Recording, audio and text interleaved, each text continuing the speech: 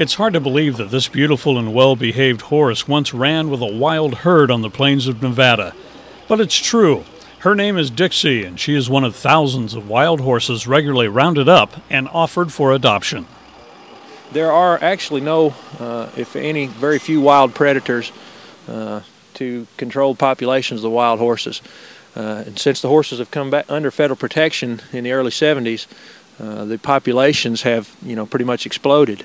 The adoption program is very important in that it's pretty much the only tool available to the Bureau of Land Management for controlling the population of the horses. And these horses, like any other wild animals, whether they be deer or any other kind of prey animals, have to have something to control the populations, or else they overeat their grazing areas and eventually end up dying in mass numbers due to starvation and disease and such.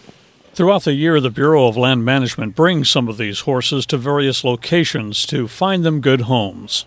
There are actually somewhere in the neighborhood of 40,000 wild horses running out west in 10 different states. There has been a federal protection over these horses for several decades now. Back in the 70s, laws were passed to protect them, and the horses are adopted out to anyone that's a citizen of the United States. Can fill out an application and adopt a horse or burro. It's $125 is the fee for the adoption. You can then take the horse home. The federal government maintains title to the horse for the first year. After the end of that year, then if you've taken care of the horse or animal properly, which is not difficult to do, they then give you title to the horse, and the horse is yours. The Adopt a Wild Horse or Burro program began in 1973, and over the years, more than 200,000 animals have been placed. Mustangs are some of the most hardy, healthy horses on the planet. They've lived in the wild for centuries, and in so doing, they've developed genetics that help them survive. They've got good, strong feet. They're very good endurance horses. Some of them are smaller, some of them are larger. This horse here is almost 15 hands tall. That's plenty tall enough for most people. Unless you're 6'7", you really don't need a horse much bigger than that. This adoption at the UT Martin Livestock Center was a special outing. The BLM has regularly scheduled adoptions at permanent locations, such as their facility in Ewing, Illinois.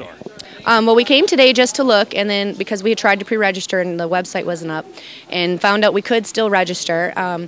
And we came with our friend Teresa Amberg, who's also a horse club leader in Fulton County, and she's going to adopt one for herself, and we decided to pool our money together, this group right here, and adopt one for the 4-H Horse Club there. So we're going to sponsor, the 4-H Horse Club will sponsor the Mustang for the first year. The process begins with a $125 fee and some paperwork.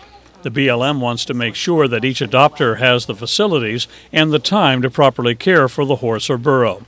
You can then bid on your favorite animals when they're brought forth to auction. Each animal has been examined by a veterinarian, vaccinated, and blood tested.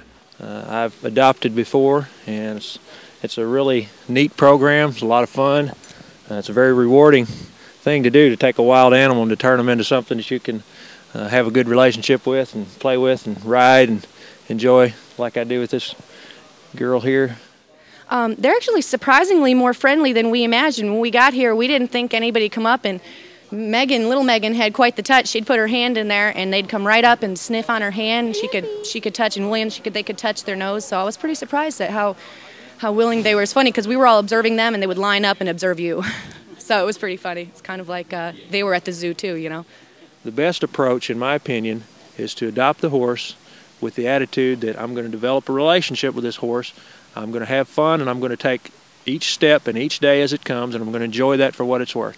And you'll make progress every day that you're doing something, that you're working with your horse. There'll be times where you'll have some frustrations, but the BLM is eager to help because they want to get these horses adopted out. They're looking for adopters.